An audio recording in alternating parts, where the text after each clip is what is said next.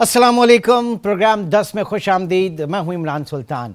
चले जी, 2018 के इंतखाबात के बाद आने वाली जो एक असम्बली थी, जो हुकूमत थी, हुकूमत मैं नहीं कह रहा, मैं असम्बली कह रहा हूँ, जो एक आप समझ लें कि पार्लिमानी मुद्दत थी 5 साल की, वो मुकम्मल हुई। इस तरह से बहुत सारी चीज़ें इस वक्त डिस्कस की जा रही हैं इन 5 सालों, बीते 5 सालों के हवाले से, क्योंकि इसमें एक गवर्नमेंट नहीं रही। इसमें वोट ऑफ नो कॉन्फिडेंस के ज़रिए पार्लिमानी लीडर जो है वो तब्दील हुआ और इस तरह से हम कह सकते हैं कि 2 हुकूमतें आईं। पहली हुकूमत 18 अगस्त 2018 से 9 अगस्त 2023 तक इमरान खान, ये जो पूरा टेन्योर था, इसमें इमरान खान की हुकूमत रही 18 अगस्त 2018 से 10 अप्रैल 2022, यानी 3 साल 7 माह और 23 दिन। फिर उसके बाद वोट ऑफ नो कॉन्फिडेंस और इमरान खान आउट और शहबाज शरीफ इन हो जाते हैं। और शहबाज शरीफ जो है वो पीडीएम इत्तेहादी हुकूमत जो है वो लेकर चले 11 अप्रैल 2022 से 9 अगस्त 2023 तक, यानी वो रहे इख्तिदार में 1 साल और 4 माह। बात यह है कि बहुत सारी जो है इस वक्त डिस्कशन किए जा रहे हैं। हमारा एक तकाबुली जायज़ा कंपैरेटिव एनालिसिस जो है इन दोनों गवर्नमेंट्स का किया जा रहा है कि आवाम को क्या मिला, महंगाई कितनी बढ़ी, कानून साजी कितनी हुई। लेकिन हम थोड़े से मुख्तलिफ पैराए में आज के प्रोग्राम में ज़रा अपने डिस्कशन को लेकर चलते हैं। हम ये देखेंगे कि इन 5 सालों में इस मुल्क में जमहूरियत के नाम पर जो कुछ भी हुआ, यकीनन वो काबिले फ़ख्र नहीं है, बल्कि उल्टा आप कह सकते हैं कि बाइसे शर्मिंदगी है। ऐसी ऐसी चीज़ें हमने इन 5 सालों में देखी। हमने हर गुजरते दिन एक नया मुआशी बहरान देखा जो आगे चलकर सियासी, अदालती और संगीन आइनी बहरान में तब्दील हुआ और स्टिल आज भी जारी है। बहुत सारी चीज़ें आज भी जो है वो एक सवालिया निशान हैं। इन 5 सालों में खुद आइन और आइनी इदारों के साथ जो कुछ भी खिलवाड़ हुआ वो भी इस वक्त हमारे सामने है और उसकी भी तारीख में कभी नज़ीर नहीं मिलती। बात यह है कि इस पूरे सियासी निज़ाम में क्या खामियां हैं, क्यों ये कमज़ोर हुआ, कौन कौन इसमें कसूरवार है और किस तरीके से इसको बेहतर बनाया जा सकता है। क्योंकि अलमिया आज़ादी के 76 साल बाद भी आज हम एक मजबूत जमहूरी निज़ाम कायम नहीं कर सके। क्यों नहीं कर सके और क्या होना चाहिए, आज के प्रोग्राम में इसी पर बहस करेंगे। और हमारे साथ मौजूद हैं अहमद बिलाल महबूब साहब, आप सदर हैं पिलडैट के, Pakistan institute of legislative development and transparency. बहुत शुक्रिया अहमद बिलाल महबूब साहब आपके कीमती वक्त का। बहुत कुछ आपसे सीखना है, बहुत कुछ आपसे जानना है और पिछले 5 साल की जो कुछ भी हुआ उस हवाले से। सबसे पहले सर ये फरमाइए, जब हम बात करते हैं इस्टेब्लिशमेंट की या मुख्तदरा कुव्वतों का जब हम इस्तिआरा इस्तेमाल करते हैं तो इससे मुराद क्या है और ये कैसे जमहूरी अक़दार को, जमहूरी रवायात को, जमहूरी इदारों को और जमहूरी हुकूमतों को कमज़ोर करती है? सर बहुत शुक्रिया। देखिए, हम जिस चीज़ को इस्टेब्लिशमेंट कहते हैं या मुख्तदरा कहते हैं तो वो कोशिश करते हैं कि ज़रा बात को छुपा के बयान करें, लेकिन उससे मुराद हमारी पाकिस्तान की इंटेलिजेंस एजेंसियाँ होती हैं और पाकिस्तान की फ़ौज होती है। और ये मैं शायद कहने की ज़रूरत ना करता अगर पाकिस्तान के अभी हाल ही में रिटायर होने वाले चीफ़ ऑफ आर्मी स्टाफ जनाब कमर जावेद बाजवा साहब अपनी जो अलविदाई तकरीर है उसके अंदर ये बात ना कहते कि 70 साल से पाकिस्तान की फ़ौज पाकिस्तान के सियासी मामलात में मुदाखलत कर रही है। इंटरफेरेंस के अल्फाज हैं उनके, और वो गैर आइनी था। और हमने तय कर लिया है कि हम आइंदा ऐसे नहीं करेंगे। तो जो इंटरफेरेंस होती है वो बिलअमूम इंटेलिजेंस एजेंसियों के तवस्सुत से होती है। उसमें जब सिविलियन लोग आते हैं तो वो आईबी को इस्तेमाल करते हैं ज़्यादातर, और फ़ौज अपने तौर पे आईएसआई और मिलिट्री इंटेलिजेंस को इस्तेमाल करती है। हर दौर में इनका इस्तेमाल एक सा नहीं होता, कभी ज़्यादा होता है, कभी कम होता है। शायद कुछ अदवार ऐसे भी हों जिनमें ना हुआ हो, लेकिन अक्सर औक़ात उनके असरात रहते हैं और वही चीज़ों को ख़ास अंदाज में, ख़ास डायरेक्शन में स्टीयर करते हैं।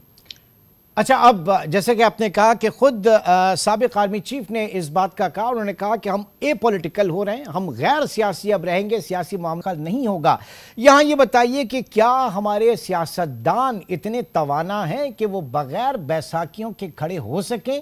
असल मामला तो इन्हीं की तरफ से होता है ना, यही जो है वो दूसरों के कंधों पे सवार होकर, दूसरों की टांगें खींचकर और फिर दूसरी कुव्वतों को जगा देते हैं।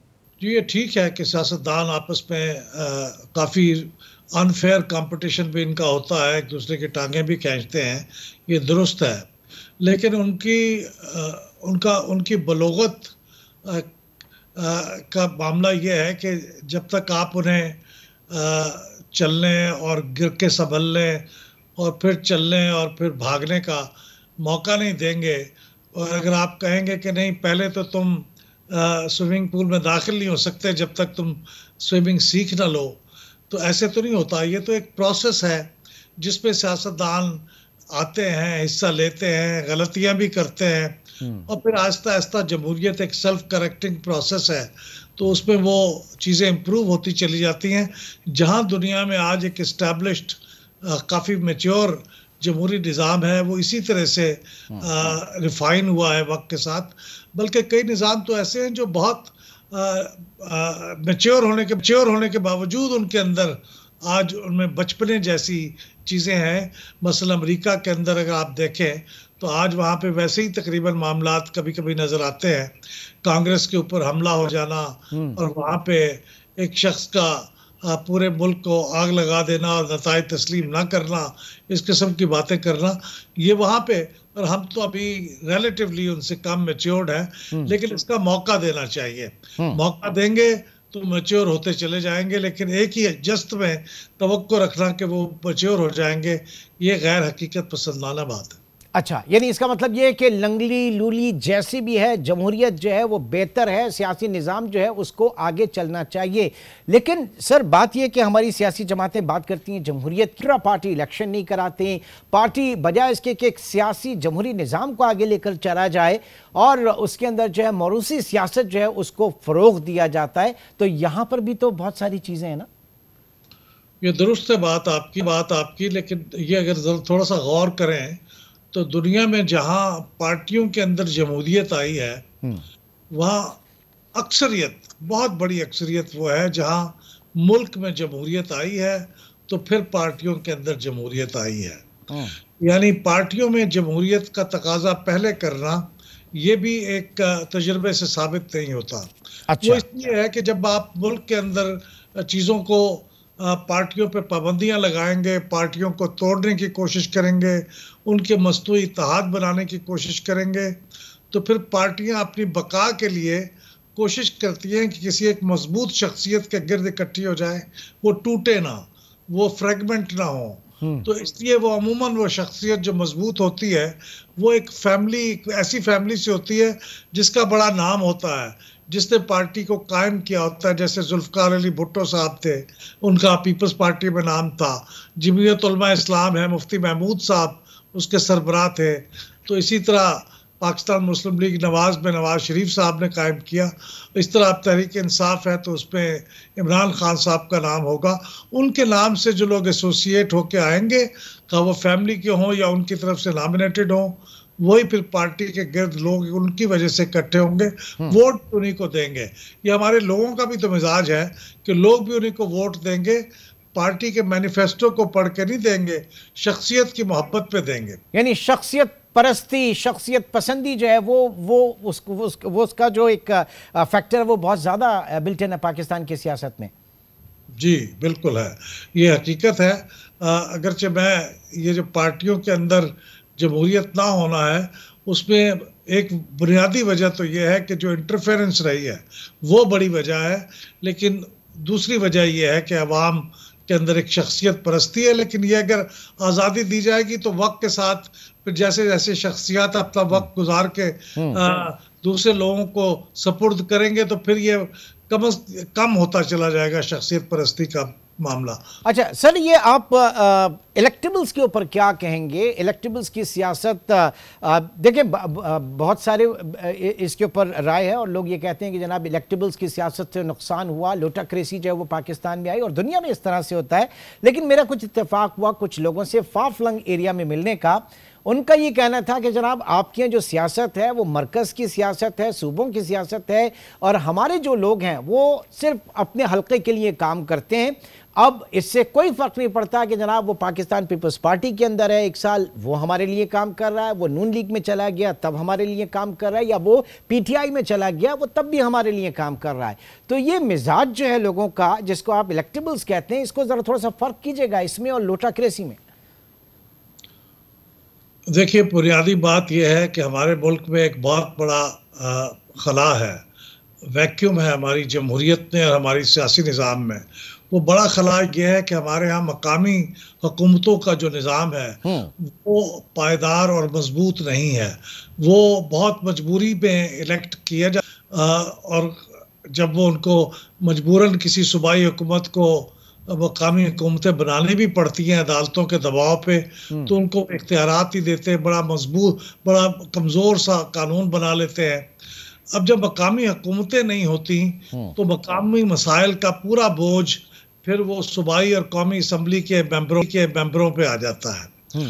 तो सूबाई और कौमी असम्बली के मेंबरों से हमारी जो इलेक्टोरेट है या जो मुंतखब करने वाले, उनका तकाजा ये होता है कि हमारे काम करें, हमारा शनाख्ती कार्ड बनवा के दें, हमारी नौकरी का बंदोबस्त करें, हमारे बच्चों की नौकरी का बंदोबस्त करें, उनके तबादलों का बंदोबस्त करें, छोटे छोटे काम। और फिर ये कि हमारे जो गली मोहल्ले के काम हैं, सफाई के, पानी की निकासी के और साफ पानी की फराहमी के, इस तरह के छोटे छोटे काम ये भी आप ही करें। तो इसका मतलब सर ये है कि जो एमएनए एमपीएस होते हैं, जो लेजिस्लेटर्स होते हैं, जिनका काम कानून साजी है, ये हमारा third tier of government, local bodies जो हैं उनके ना होने की वजह से ये प्रॉब्लम है। अच्छा, उस प्रॉब्लम की तरफ भी जरा आते हैं, क्योंकि होता ये आपके पास सामने बहुत सारे केसेस हैं जिसमें जो एनएफसी अवार्ड से जो है वो सूबों को मिलता है, लेकिन सूबे जो है वो फाइनेंस कमीशन से लोकल बॉडीज को नहीं देते। तो ये बहुत सी जगहों पे अर्बन और रूरल जो है वो डिवीजन भी सामने आती है। तो ये निज़ाम तो फिर कभी सही हो ही नहीं सकता। लेकिन अभी हमने कराची में भी ये देखा कि बहुत ज़्यादा फोकस इस वक्त किया गया, या ये कह लें कि थर्ड टियर ऑफ गवर्नमेंट के ऊपर बहुत ज़्यादा फोकस है। तो आप समझते हैं कि आगे सूरत-ए-हाल थोड़ी सी बेहतर होगी, जो आपकी लोकल बॉडीज़ हैं वो ज़रा बेहतर परफॉर्म करेंगी, सूरत-ए-हाल थोड़ी सी बेहतर होने जा रही है? होनी चाहिए। इस वक्त वहाँ पे सिंध में जो सूरत हाल बेहतर होती नज़र आ रही है, उसकी एक वजह तो ये भी है कि वहाँ पे उनकी लोकल गवर्नमेंट उनकी पार्टी की मुंतखब हो गई हैं। जहाँ जहाँ उन माजी में उनकी पार्टी से अलावा लोग थे, उनका तो उन्होंने काम नहीं चलने दिया, उनको ना फंड दिए, ना उनको उनके साथ कोऑपरेशन की, और उनको नाकाम बनाया। तो अभी भी अगर ये बहस इस वजह से कर रहे हैं ताउन के उनकी पार्टी के लोग हैं, तो फिर ये पायदार तो नहीं है। कल को हो सकता है कि उनकी पार्टी के लोग ना आए। तो इसका इलाज तो ये है कि हमारे हिंदुस्तान ने भी इसको अपने कानून को पास करने के तकरीबन 40 साल, अपने आइन को पास करने के 40-45 साल बाद, वहाँ पे भी मकामी हुकूमतें इसी तरह नापायदार रहती थी। उन्होंने फिर आइन में तरमीम की और आइन के अंदर 2 चैप्टर्स दाखिल किए लोकल गवर्नमेंट के बारे में, एक म्यूनसिपल निज़ाम के लिए और एक उससे लोअर निज़ाम के लिए, जिसको वो पंचायती निज़ाम कहते हैं। अच्छा। और उसके लिए उन्होंने ये लाजिम कर दिया कि इलेक्शन उनकी मुद्दत पूरी होने से 6 महीने पहले ही हो जाएगा, यानी दरमियान में ब्रेक नहीं आएगी। और उसके जो बड़े बड़े जो आउटलाइन थी कि इख्तियारात क्या होंगे, वो उसके लिए मुकर्रर कर दिए। तो अब सूबाई हुकूमतें का पूरा कंट्रोल नहीं रहा, अगरचे अभी भी डिटेल्स वही तय करते हैं, लेकिन किसी हद तक उनको आइन के मुताबिक मकामी हुकूमतों को इलेक्ट भी करना पड़ता है, सही भी देना और उसके साम्राज्य जो है वो ग्रास रूट लेवल तक नीचे आते हैं। ब्रेक की कॉल है, ब्रेक के बाद भी प्रोग्राम को हम जारी रखेंगे। अहमद बिलाल महबूब साहब हमारे साथ मौजूद है। एक छोटे से ब्रेक के बाद दोबारा मिलते हैं।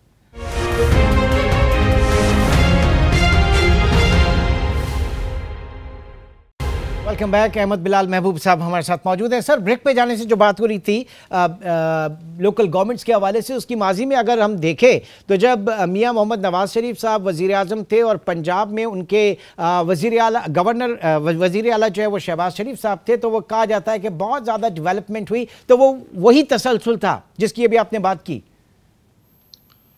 जी नहीं, उनके ज़माने में बिला शक व शुबा बहुत तरक्की हुई पूरे सूबे के अंदर, और लाहौर शहर में बहुत अच्छी तरक्की हुई। लेकिन सवाल यह है कि यह तो उनकी शख्सियत की वजह से हुआ। कोई इदारे कायम हों ना, मकामी हुकूमतों के इदारे कायम हों जो फिर वो ना भी हों, और वो सिर्फ लाहौर की बात नहीं है, वो छोटे छोटे इलाकों में अपनी इंडिपेंडेंट उनकी हैसियत हो, वो कोशिशें करें और वहाँ पे काम हो। जब वो एक बार इस्टेब्लिश हो जाएंगे, और शहबाज शरीफ साहब अगर उस वक्त सूबे के वजीर आला नहीं भी होंगे तो भी वहाँ तरक्की होती रहेगी। तो ये मकामी हुकूमतों को बतौर इदारे के इस्टेब्लिश करना, जो आवाम के करीब तरीन लोग हैं वो वही हैं, और जब वो करेंगे तो फिर हमारे सूबे और मरकज़ में जो लेजिस्लेटर्स हैं उनको फिर वक्त मिलेगा कि वो पॉलिसियों के ऊपर बात करेंगे, कवानीन बनाएंगे, और वो छोटे मकामी मसाइल में नहीं उलझे रहेंगे। ठीक। अच्छा सर, अब हमने इस मुल्क में डिक्टेटरशिप भी देखी, इसमें नाम निहाद जमहूरी हुकूमतों के अदवार भी देखे, और फिर हमने हालिया दिनों में जो है पिछली गवर्नमेंट में जो हाइब्रिड निज़ाम था गवर्नेंस का वो भी देखा। अनफॉर्चुनेटली सब ने पाकिस्तान को मायूस किया। क्यों? स्पेशली ये जो हाइब्रिड गवर्नेंस निज़ाम था ये क्यों फेल हुआ? देखिए, हाइब्रिड का मतलब यह है कि इसमें डबल कंट्रोल है, डुअल कंट्रोल है। अब आप देखें कि अगर आप एक छोटा सा ग्रोसरी स्टोर भी खोलें तो उसको भी डुअल कंट्रोल से मैनेज नहीं कर सकते। ये नहीं हो सकता कि एक आदमी है वो कंट्रोल कर रहा है लेकिन दुकान चलाने वाला को और है। ऐसा नहीं हो सकता, वो नहीं चलता। वो आपको एक ही आदमी, एक ही पास कंट्रोल होना चाहिए। तो जो हमारी मुंतखब हुकूमत है वो सामने तो वो होती है लेकिन नहीं कर सकते। बड़े बड़े छोटे मोटे फैसले तो कर लेते हैं, तो बड़े फैसले वो नहीं करते। तो इसलिए हाइब्रिड निज़ाम जो है वो मुल्क का चलाने के लिए वो बिल्कुल नाकाम है। आमरीत तो चल सकती है, अगरचे उसके बड़े नुकसानात हैं, लेकिन बहरहाल वो उससे बेहतर है कि वो चल सकती है। लेकिन ये जो मिला जुला निज़ाम है इसमें तो आप ना घर के हैं ना घाट के हैं, आप कुछ भी ठीक से नहीं होता। आज हम दुनिया के उन मुल्कों से पीछे रह गए हैं जहाँ पे कभी आमरीत हुआ करती थी और आहिस्ता आहिस्ता वो जमहूरियत की तरफ आए हैं, इसलिए कि वहाँ वो दोगला निज़ाम नहीं था। वहाँ पे एक ही बात थी, मुंतखब लोग थे या गैर मुंतखब लोग थे, उनके पास इख्तियारात थे। तो ये हाइब्रिड निज़ाम कतई नहीं चल सकता। लेकिन सर, जहां हम बात करते हैं इस हाइब्रिड निज़ाम में, जो बहुत सारी जगहों पे इस्टेब्लिशमेंट ने जो सिविलियन गवर्नमेंट को आके सर्व किया, उनकी मदद की, इसमें रेकोडेक का मामला हो, कारके के जुर्माने का वाला मामला हो, या फैटफ की ग्रे लिस्ट वाला मामला हो, या फिर फ्रेंडली कंट्रीज से, दोस्त अहबाब ममालिक से पाकिस्तान के लिए जो है वो कर्ज़ों का हसूल जो है वो मुमकिन बनाना हो, फिर सैलाब मुतासरीन की मदद के हवाले से हो, कोविड-19 के अंदर हमने देखा तो ये बड़ी सिविल एडमिनिस्ट्रेशन की बहुत ज़्यादा आगे बढ़कर मदद की। तो फिर सूरत हाल ख़राब कहाँ पे होती है इस पूरे निज़ाम में? सूरत हाल ख़राब उस वक्त होती है जब वो सियासी निज़ाम में दखल देते हैं। इस तरह के कामों में तो उनको आके मदद करनी उनका फ़र्ज़ भी है। हमारे यहाँ कानून में लिखा हुआ है कि जब सिविल एडमिनिस्ट्रेशन को मदद की ज़रूरत होगी तो वो फ़ौज को बुलाएंगे और वो आते हैं, और उनका बड़ा काबिल फ़ख्र खिदमात है, इसमें कोई शक नहीं है। लेकिन ये जो मामलात हैं ना जो उनके डोमेन से बाहर हैं, वो बाहर के मुल्कों के साथ इक़्तिसादी मामलात में मदद इसलिए कर पाते हैं कि उनको पता ये चलता है कि इक़्तिदार और कुव्वत का सरचश्मा तो ये है, तो फिर मामलात भी वो उन्हीं से तय करते हैं। इसमें कोई जादू नहीं है। ये अगर हमारे सिविल लोगों के पास इक़्तिदार और इख्तियार हो तो फिर वो उन्हीं से बात करेंगे। दुनिया में ऐसे ही होता है ना। लेकिन ये है कि ये फ़ौज की खिदमत से इनकार नहीं है, लेकिन ये फ़ौज के दायरे कार से बाहर है। जब उनको आप इन कामों पे लगाएंगे तो वो अपने प्रोफेशनल कामों से उनकी तवज्जो हट जाएगी, जो अच्छी बात नहीं है। और ये बिल्कुल डिवीज़न है जो वाज़े है हमारे आइन और कानून में, उसके मुताबिक काम होना चाहिए। ठीक। महबूब साहब, हमने बारहा सुना पार्लिमान की सुप्रीमेसी के हवाले से, और वो इंस्टीट्यूशन जो है वो मदर ऑफ ऑल इंस्टीट्यूशन कहलाता है। लेकिन यही हमारे सियासतदान जब हाकिम वक्त बन जाते हैं उसके बाद पार्लिमान को कितनी इम्पोर्टेंस देते हैं, मेरे ख्याल से अगर आप रजिस्टर उठा के देखें कितने अटेंड किए होंगे, गालिबन सिर्फ अगर खान साहब के हवाले से बात करें तो वो तो 3 साल और 8 माह के अंदर सेनेट के एक भी इजलास में शरीक नहीं हुए, और हार्डली डबल फिगर होता है, चाहे वो मियां नवाज शरीफ के हवाले से हो, शायद खाकान अब्बासी के हवाले से हो कि वो पार्लियामेंट के इजलासों में शिरकत उन्होंने की हो। तो असल तो फिर यहीं पे घूम फिर के बात आ जाती है ना कि इस निज़ाम को मजबूत करने की जिम्मेदारी सबसे पहले इन्हीं की होती है। जी हाँ, ये बात दुरुस्त है, इनकी बहुत बड़ी जिम्मेदारी है, और अगर इस जिम्मेदारी को वो पूरी तंदही के साथ अदा करें तो शायद सूरत हाल बेहतर हो जाए। लेकिन ये भी एक हकीकत आप देखिए ना, कितनी एम्बैरेसिंग है बात जब एक साबिक वजीर आज़म तस्लीम करें कि मुझे तो अपने कवानीन पास कराने के लिए और बजट पास कराने के लिए एजेंसियों को बुलाना पड़ता था कि आके मेंबर्स को बुलाओ और उनके सामने लाओ। अगर एक वजीर आज़म और पार्टी का हेड एजेंसियों की इसी तरह से डिपेंडेंस उसकी होगी, फिर उसके मुकाबले में फिर इसका मतलब यह है कि वो तो जमहूरी निज़ाम नहीं चल रहा, वो तो कोई एजेंसियों का निज़ाम चल रहा है। तो ये हमारे सियासी रहनुमाओं को खुद अपने पाँव पे खड़े होकर अपना निज़ाम चलाना चाहिए। वो जो वज़ीर आज़म थे इमरान खान साहब, वो ये पसंद करते थे कि वो एजेंसियों की मदद ले लें, लेकिन अपने मुखालफिन के साथ उनके साथ मफाहमत करके या उनके साथ मकालमा करके वो उसके लिए बिल्कुल तैयार नहीं थे।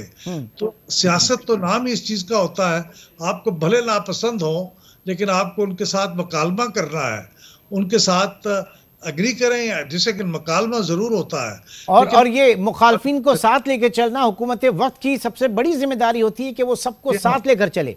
बिल्कुल, और ये जमहूरी असूल के तहत होता है। आप ये नहीं होता कि आप उनको चोर और डाकू कहते रहें, जब तक वो इलेक्टेड मेंबर हैं जाहिर है उस वक्त तक चोर और डाकू तो साबित नहीं हुए, क्योंकि वरना वो इलेक्टेड ही ना होते।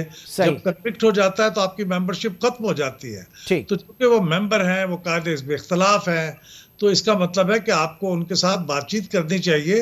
भले आप उनसे एग्री ना करें, लेकिन बातचीत का सिलसिला जारी रहना चाहिए। ठीक। अहमद बिलाल महबूब साहब हमारे साथ मौजूद हैं, और इस पूरे सिस्टम को किस तरीके से ट्रैक पर लेकर आया जा सकता है ये भी हम बात करें। एक छोटे से ब्रेक के बाद दोबारा मिलते हैं।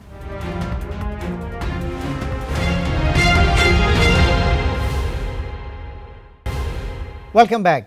महबूब साहब, ये सियासतदानों की हम बात कर रहे हैं, अब पार्लियामान का जो प्लेटफॉर्म है ज़रा इसके ऊपर भी आ जाते हैं।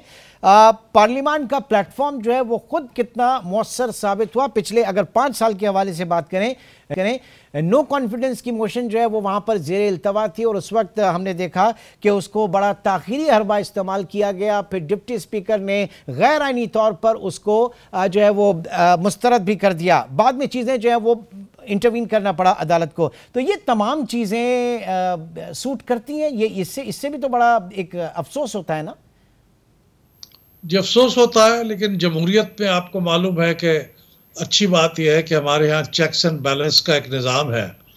इसमें अगर कोई शख्स या कोई इदारा अपने हदूद से तजावज़ करता है तो फिर दूसरे इदारे की तरफ से उसको चेक कर दिया जाता है। जैसे इस केस में हुआ कि डिप्टी स्पीकर साहब ने गलत रूलिंग दी और उसकी बुनियाद पे वज़ीर आज़म साहब ने असम्बली को बर्खास्त कर दिया, लेकिन फिर सुप्रीम कोर्ट ने उसको आके इंटरवीन किया, उसको करेक्ट किया, और फिर उन्होंने बाकायदा अपनी निगरानी में वोट ऑफ नो कॉन्फिडेंस की कार्रवाई हुई और वो अपने अंजाम को पहुंची।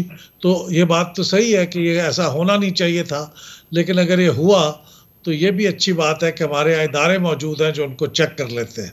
ठीक, तो ऐसे में आपने कहा आला अदलिया ने नोटिस लिया, खुद आला अदलिया के हवाले से मुझे बताइएगा कि जहाँ जहाँ पे मामलात वहाँ पर गए तो आप समझते हैं कि बहुत मिसाली चीज़ें वहाँ से सामने आई, बहुत सी जगहों पे सवालात उठ रहे हैं, इसके ऊपर भी बात हो रही है। नहीं, ये इंसानों का माशरा है, जाहिर है मिसाली तो चीज़ें नहीं हो सकती, फ्लॉलेस तो नहीं हो सकती, कहीं कहीं गलतियाँ भी हुई हैं और उन गलतियों के बारे में निशानदही भी हो रही है। हो सकता है वो करेक्ट भी हो जाए, और हो सकता है जिनको हम गलतियां कह रहे हैं वो हमारी राय हो, और वो एब्सोल्यूट तो कोई चीज़ नहीं होती। तो इसलिए ये प्रोसेस तो चलता रहता है। लेकिन ये सही है कि अदालतों में आज के दौर में चंद चीज़ें ऐसी हैं, मसलन उनके यहाँ एक तकसीम नज़र आती है, उनके यहाँ एक दूसरे से इख्तलाफ बरमला होते हुए नज़र आता है, और चंद मामलात पे तो जज साहिबान बिल्कुल उनको साथ बिठा के बेंच बनाना भी नाकाबिले कबूल समझा जाता है। कुछ जज ऐसे हैं जो कभी बड़े मुकदमात और सियासी मुकदमात नहीं सुनते, कुछ जज ऐसे हैं जो हमेशा वही सुनते हैं। तो ये कुछ ऐसी बातें हैं जिनको करेक्ट होना चाहिए।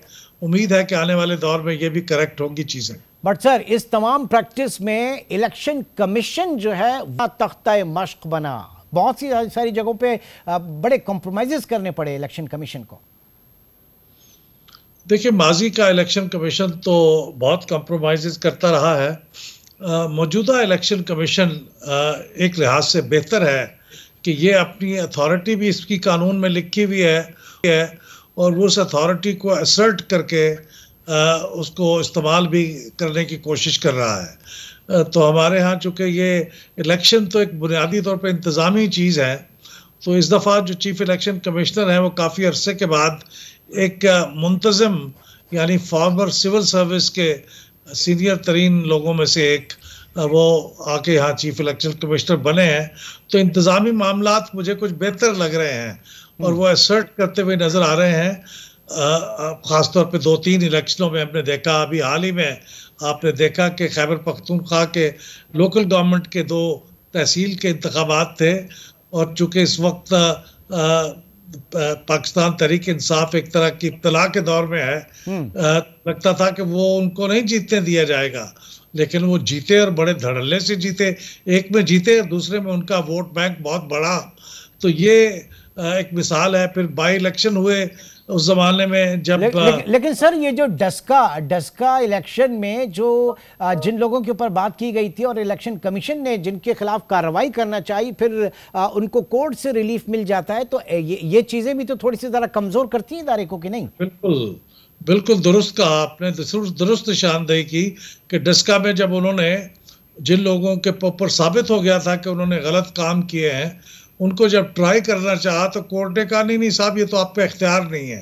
लेकिन अब अच्छी बात यह है कि लेटेस्ट जो असेंबली में इलेक्शंस एक्ट में तरमीम मंजूर हुई है, उसमें यह भी चीज़ है कि अब इलेक्शन कमीशन को क्रिमिनल प्रोसीडिंग्स करने का इख्तियार भी दे दिया गया है। तो उम्मीद है ये सूरत हाल पहले से बेहतर हो जाएगी। ठीक sir, last but not the least, ऐवान सदर का जो एक किरदार रहा इस पूरे उसमें, उसके ऊपर भी बहुत सारी चीज़ें जो हैं वो आ रही हैं। एक वज़ीर आज़म से खबर तबीयत ख़राबी का बहाना बनाकर हलफ ना लेना, फिर उनकी एडवाइस पर गवर्नर को अगर वो तब्दील करने का कहते हैं तो उसमें ताख़िरी हरबे इस्तेमाल करना, ये इसको किस तरह से पिलडैट, क्योंकि बहुत ज़्यादा फोकस किया हुआ इन तमाम चीज़ों के ऊपर, तो ऐवान सदर का जो एक तर्ज अमल है उसको किस तरह से देखा? ये तर्ज अमल तो ठीक नहीं था और आइडियली स्पीकिंग सदर ममलकत को एक इम्पार्शल हैसियत में होना चाहिए। लेकिन ये आइडियलिज्म की बात है। हकीकत ये है कि उनको भी एक पार्टी मुंतखब करके सदर बनाती है और वो पार्टी अगर चाहे तो उनकी सदर ममलकत की हैसियत को ख़त्म भी कर सकती है अगर वो असम्बली में उस तरह मेजॉरिटी में मौजूद है। तो जाहिर है कि वो पार्टी से आए होते हैं तो अपनी पार्टी के मफादात को सर्व करते हैं। मेच्योरिटी का तकाजा ये है कि सदर ममलकत को ना पार्टी को सर्व करने पे मजबूर किया जाए और ना ही सदर ऐसा मजबूरी करे। लेकिन हम ये देख रहे हैं कि बार बार पार्टियां ऐसे शख्स को सदर बनाती हैं जिनकी पार्टी के साथ लॉयल्टी ज़्यादा मजबूत होती है बनिस्बत आइन और कानून के साथ लॉयल्टी का। ठीक है, बहुत बहुत शुक्रिया। इस वक्त अहमद बिलाल महबूब साहब हमारे साथ मौजूद थे और हम बात कर रहे थे पाकिस्तान के माहौल के हवाले से, सियासी जो पाकिस्तान का, जिसमें हम जमहूरी कल्चर को फ़रोग देने की बात करते हैं। इस पूरे डिस्कशन के दौरान जो है कुछ एक साइड में हमने लियाकत अली ख़ान से लेकर और शहबाज शरीफ तक के जितने भी वज़राए आज़म पाकिस्तान में गुजरे उनकी कुछ डिटेल्स भी आपके साथ शेयर की और उसमें कुछ एक जगहों पर कुछ ऐसे भी लोग आए जो कि महज चंद दिन के लिए जिनको वजारत उज़्मा मिली, जिसमें इस्माइल इब्राहिम चंद्रीगर साहब जो हैं वो वज़ीर आज़म बने सिर्फ 55 दिनों के लिए। नूरुल अमीन जो है महज 13 दिन के लिए वज़ीर आज़म बने और उसके बाद चौधरी शुजात हुसैन जो है वो सिर्फ 54 दिन के लिए वज़ीर आज़म बने। तो ये जो रविश थी, इसी के ऊपर जवाहरलाल नेहरू का ये कहना था कि इतनी जल्दी तो मैं अपनी धोती भी नहीं बदलता जितनी जल्दी पाकिस्तान में हुक्मरान बदल जाते हैं। तो अब दुआ यही है कि ये जो चीज़ हम पीछे देख कर आए हैं, हमारे लोगों ने, हमारे हुक्मरानों ने और बहुत सारे जो स्टेक होल्डर्स हैं उन्होंने इससे सीखा होगा और ये गलतियां हम आगे चलकर ना दोहराएं, क्योंकि अब पाकिस्तान इस तरह की किसी भी एडवेंचरिज्म का मुतहम्मिल नहीं हो सकता। इंशाअल्लाह आपसे फिर मुलाकात होगी। अपना बहुत ख्याल रखिएगा।